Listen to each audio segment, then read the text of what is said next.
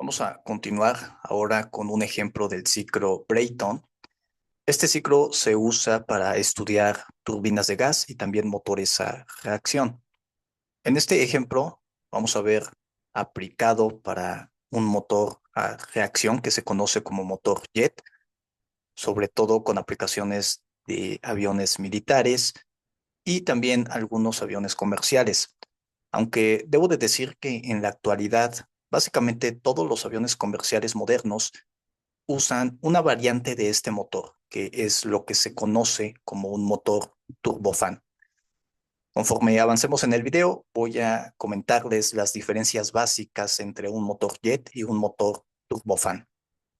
Para comenzar, la imagen que aquí vemos es de un motor jet, donde todo el flujo o el flujo másico que entra va a pasar por la turbomaquinaria y eventualmente por lo que es la cámara de combustión.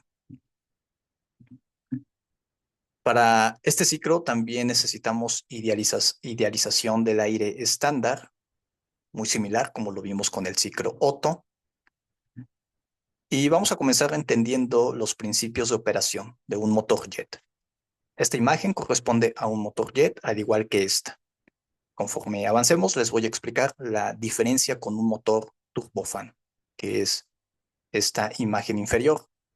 También podemos ver la curva temperatura-entropía. Vamos a imaginar que tenemos un avión que está en una condición de crucero a cierta altitud y tiene una velocidad, por ejemplo, de 800 kilómetros sobre hora. Esa velocidad vendría siendo la que encontraríamos aquí en uno. ¿Qué es lo que sucede? De que la turbomaquinaria, los elementos rotativos, pues no están diseñados para recibir el flujo a altas velocidades. Por lo tanto, de alguna manera, primero tenemos que reducir la velocidad y eso se logra por el difusor. El trabajo del difusor es reducir la velocidad del aire que está llegando y para fines prácticos vamos a asumir que la velocidad en esencia se reduce a cero. Ya cuando llega a 2 la velocidad es de cero.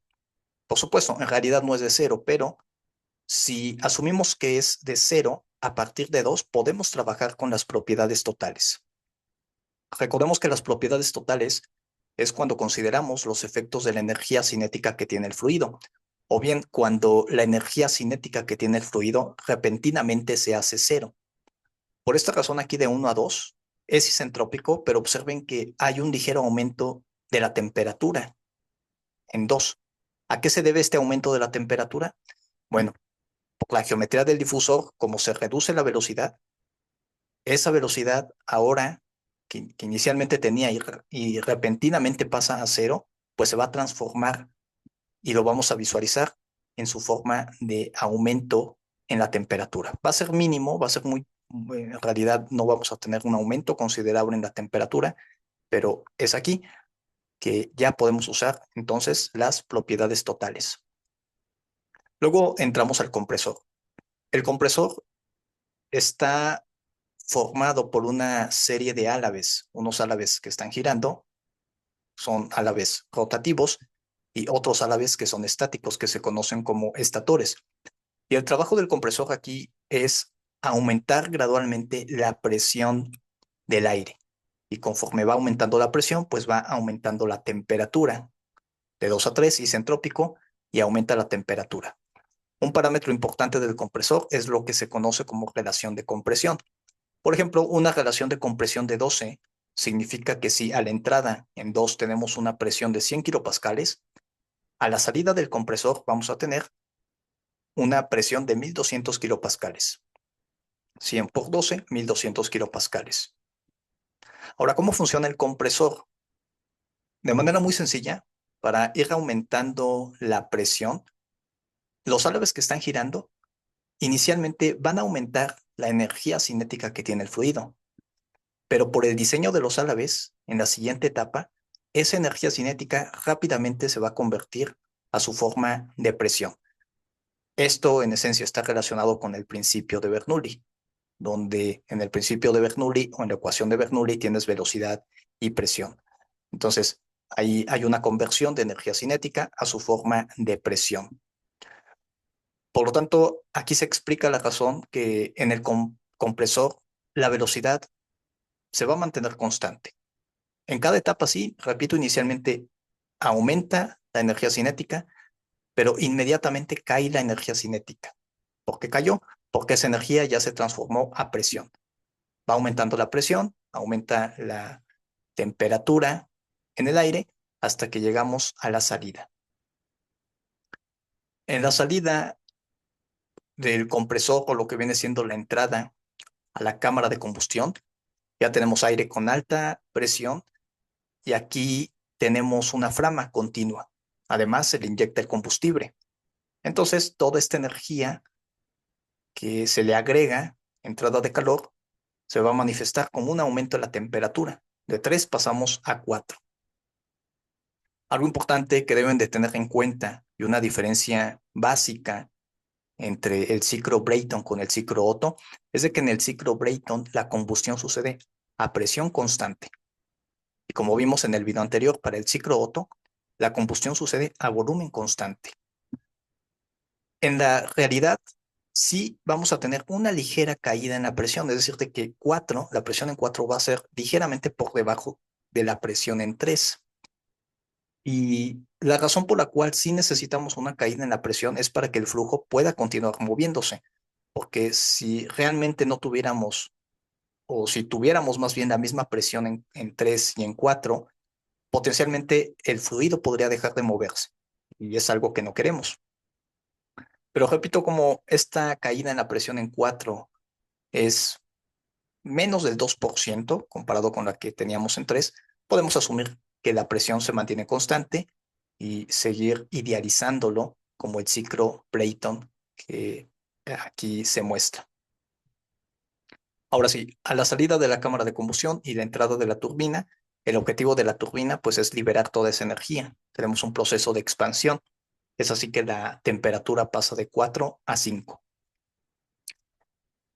En 4 vamos a tener la máxima temperatura del ciclo y precisamente en 4, los primeros álabes de la turbina, las primeras etapas, es donde vamos a encontrar la tecnología de materiales y el sistema de enfriamiento que están en constante investigación, porque para el ciclo Brayton, si queremos hacer más eficiente este proceso, está determinado por esta temperatura máxima.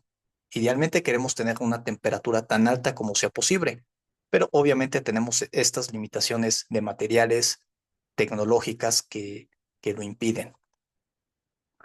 Es aquí que en los álabes de estas primeras etapas, repito, tenemos tanto recubrimientos, sistema de enfriamiento, etcétera.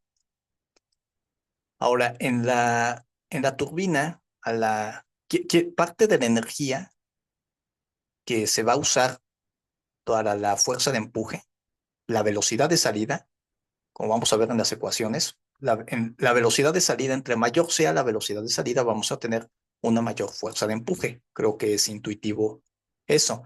Pero también parte de la energía que se está liberando aquí en la turbina se va a usar para mover el compresor.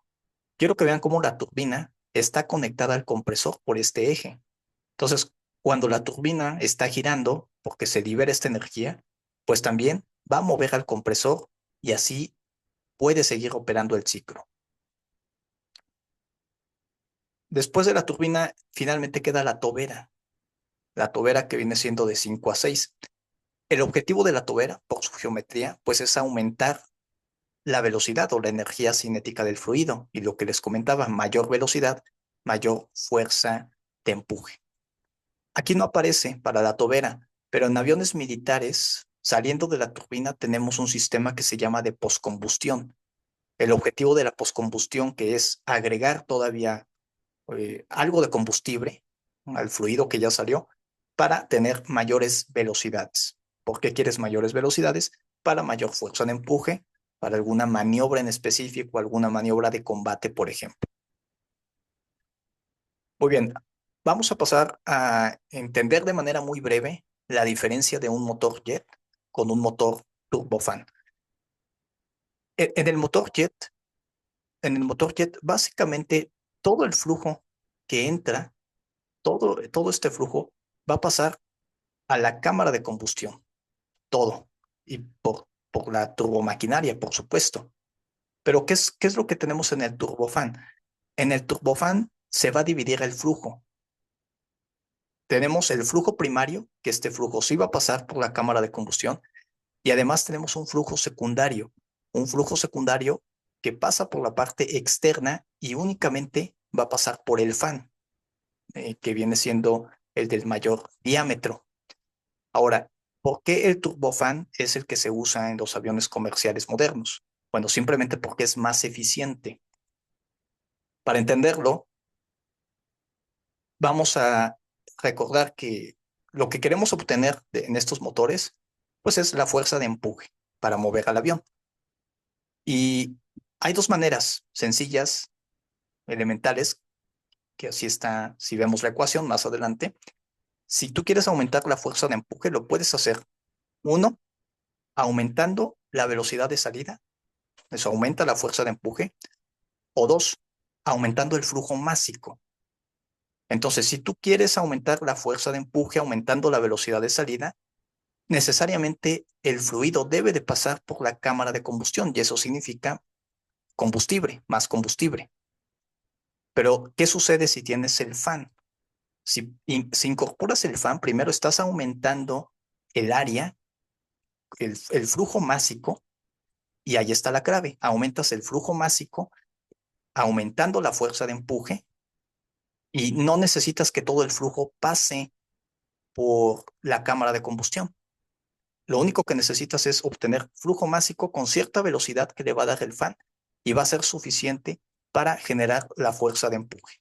De hecho, en los motores turbofan, más del 80% de la fuerza de empuje se le debe al flujo secundario, al flujo que únicamente está pasando por el fan. Esa es la razón básica de por qué los motores comerciales modernos usan un turbofan y no un turbojet. Además de que la turbina pues está moviendo al fan. Entonces, la razón única por la cual necesitamos todavía el flujo primario básicamente es para mover el fan. Bien, ahora sí vamos a pasar al ejemplo. Tenemos que el avión, una altitud de 9.150 metros, temperatura atmosférica, presión atmosférica, observen que es de 32 kilopascales porque nos encontramos a esta altitud. La velocidad del avión es de 320 metros sobre segundo, o bien la velocidad aquí en 1. Esta velocidad no puede llegar a la turbomaquinaria. Como vamos a ver en el difusor, se va a reducir. Luego, la relación de compresión de 12, el poder calorífico del combustible, 42.700 kilojoules sobre kilogramo, el flujo másico, 60 kilogramos sobre segundo, y la temperatura máxima, ya sabemos que es de 1400 Kelvin.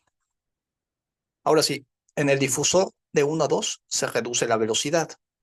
Como les comentaba, para fines prácticos vamos a asumir que los 320 metros sobre segundo repentinamente caen a una velocidad de 0. Entonces, tenemos temperatura total. En 2 vamos a tener una temperatura total. Hacemos los cálculos con la velocidad inicial, 320 metros sobre segundo, 2 entre 2 CP, la temperatura inicial, quedando una temperatura total de 291.9 Kelvin. Seguimos ahora con la presión total, relaciones isentrópicas, vamos a dejar una constante adiabática de 1.4 y llegamos a una presión total de 62.6 kilopascales. Tenemos el aumento de la temperatura de 241 en 1, en 2 por el difusor, ya tenemos 291.9 Kelvin. ¿De dónde viene este aumento? Por la energía cinética.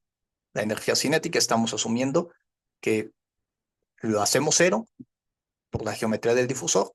Entonces, esta energía tiene que ir a algún lado y se ve representada como un aumento en la temperatura. Vamos a continuar con la compresión, que es de 2 a 3, es isentrópica. En la compresión, bueno, directamente tenemos la relación de compresión. Entra al compresor 62.6 kilopascales, lo multiplicamos por la relación de compresión, entonces Hay una salida de 751.2 kilopascales. La temperatura total 3, usando relaciones isentrópicas, llegamos a 593.7 Kelvin, que es la que aquí se observa, a la salida ya del compresor.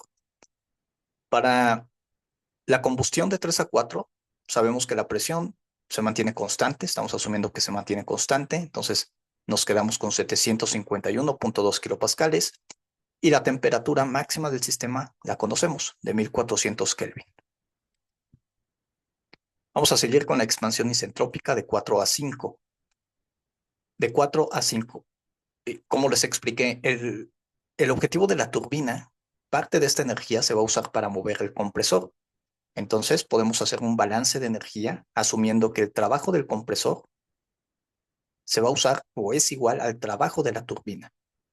Aquí, como son sistemas abiertos, hacemos los balances de energía correspondiente para un compresor, para una turbina, los igualamos, nos quedan entalpías. Las entalpías las escribimos en función del calor específico a presión constante, con las temperaturas. Por ejemplo, para el compresor sabemos que sucede entre la temperatura 3 y la temperatura 2, y luego para la turbina sucede entre la temperatura 4 y la temperatura 5. La única incógnita viene siendo la temperatura 5, la temperatura a la salida de la turbina, que es de 1098.2 Kelvin. Por supuesto, tiene que estar por debajo de los 1400 Kelvin. Y la presión a la salida de la turbina queda de 321.13 kilopascales. Finalmente tenemos la tobera. La tobera es de 5 a 6. Y en la tobera, sabemos que en 6 vamos a asumir.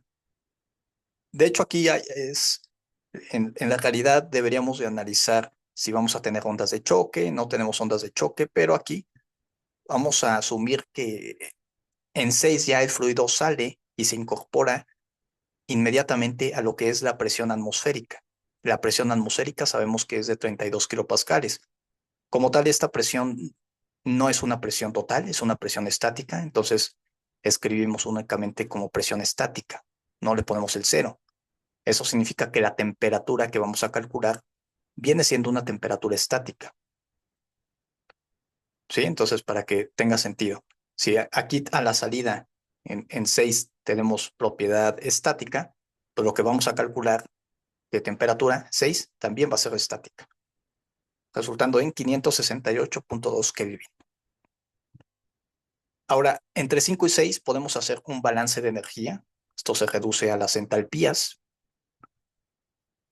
Observen que la entalpía en 5 viene siendo una entalpía total. Estos son totales. ¿Qué es lo que aquí podemos hacer? Bueno, la entalpía total la escribimos como el calor específico por la temperatura total. Y la entalpía en 6 desglosamos todo, que viene siendo la temperatura estática, la temperatura 6, que aquí ya tenemos, más el efecto de la energía cinética. Y es aquí donde aparece la velocidad de salida. Recordemos, una propiedad total se viene siendo la parte estática y la parte de la energía cinética. Entonces aquí, si desde 2 comenzamos a trabajar propiedades totales 2, 3, 4, 5, pues en 6 ya queremos regresar a la propiedad estática para obtener la velocidad. Bien, porque toda la velocidad aquí la asumimos de 0, pero en realidad ya cuando tenemos la salida ya hay una velocidad y no podemos seguir utilizando propiedades totales. Ya necesitamos aquí hacer el desglose y despejamos para la velocidad de salida, resultando en una velocidad de 1032 metros sobre segundo. Bien, ¿cómo usamos esto? Bueno, podemos calcular la fuerza de empuje. Esta es la ecuación básica de la fuerza de empuje. Hay más términos que tienen que ver con la presión. Aquí se están omitiendo, pero ¿qué nos dice? Que la fuerza de empuje es igual al flujo másico multiplicado por la velocidad de salida, la velocidad en 6, menos la velocidad de entrada. la velocidad de entrada viene siendo la velocidad en 1. El flujo másico lo conocemos, que es de 60 kilogramos sobre segundo. La velocidad de salida de la tobera previamente resultó en 1032 metros sobre segundo. Y la velocidad de entrada o la velocidad del avión, 320 metros sobre segundo, resultando una fuerza de empuje de 42.72 kilonewtons. ¿Sí se acuerdan la diferencia con el turbofan que les comentaba? ¿A qué se debe? Bueno, de que si tú quieres obtener una mayor fuerza de empuje, ¿qué puedes hacer? Aumentar o tener una mayor velocidad de salida en 6, o bien aumentar el flujo másico. Si quieres aumentar la velocidad de salida, pues necesitas que el flujo pase por la cámara de combustión y mayor combustible, más consumo de combustible. Esto es lo que se hace en un motor jet y por eso el sistema de postcombustión, aumentas la velocidad de salida, sí, pero ¿cuál es la desventaja? El consumo de combustible. Mientras que en un turbofan se divide el flujo, con el fan que tiene un mayor diámetro, aumentas de manera muy sencilla el flujo másico. Aumentas el flujo másico, aumentas la fuerza de empuje. La potencia, multiplicamos la fuerza de empuje por la velocidad, resultando en 13.670 kilowatts. Y para este tipo de motores, como tal, no se calcula eficiencia térmica, se calcula lo que se conoce eficiencia general, donde aquí se compara la potencia con la energía que está entrando, que le estamos suministrando. Entonces, la energía que le estamos suministrando lo podemos calcular de esta manera, ¿sí? La entrada. Vean la eficiencia de 28%. Es decir, de toda la energía que entra, solamente un 28% es la que se ve reflejado como potencia. Bien. ¿A dónde se va la demás energía? Bueno, podemos hacer sumatorias de energía. Ya hicimos el cálculo aquí con la energía que está entrando, Q in, en kilowatts, 48.619.9 kilowatts. De esta energía que entra, 13.670 kilowatts se van a la potencia. Bien, es un 28% de esto, como vimos. Pero también tenemos energía de salida, Q out. Hacemos los cálculos con las temperaturas, Q out entre 6 y 1, resultando de 19.730.16 kilowatts. Y también tenemos energía cinética, un medio del flujo másico, velocidad de entrada, perdón, velocidad de salida menos la velocidad de entrada, la diferencia al cuadrado. Velocidad de salida 1032 y la velocidad de entrada 320. Hay un cambio de la energía cinética, resultando en 15.208.32 kilowatts. Es decir, de que de esta energía que entra, parte de la energía se va para la potencia, parte de la energía para aumentar la energía cinética y lo demás, pues, es lo que se ve reflejado como salida de calor únicamente. Entonces espero que este video sea informativo, lo encuentren útil y sobre todo la aplicación de las relaciones isentrópicas, los fundamentos de termodinámica, recordando que en esencia es una máquina térmica la que aquí se está analizando. Con bastantes idealizaciones, sí, pero suficientes para un diseño preliminar.